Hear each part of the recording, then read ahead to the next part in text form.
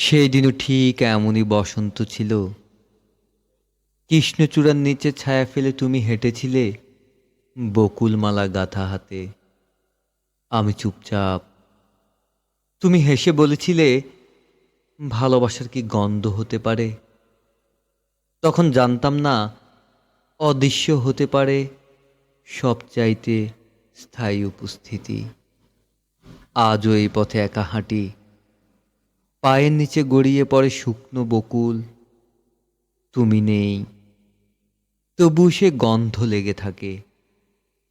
কৃষ্ণচূড়ার লাল আজ আর দীপ্ত নয়, ওর প্রতিটি পাপড়ি যেন আমার ভাঙা হৃদয়ের অনুচ্চারিত চিৎকার।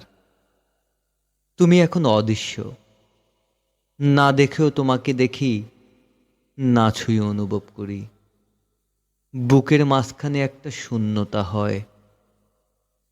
এই পথে আর কেউ বকুলমালা গাঁথে না, আর কেউ বলে না ভালোবাসার গন্ধ হতে পারে।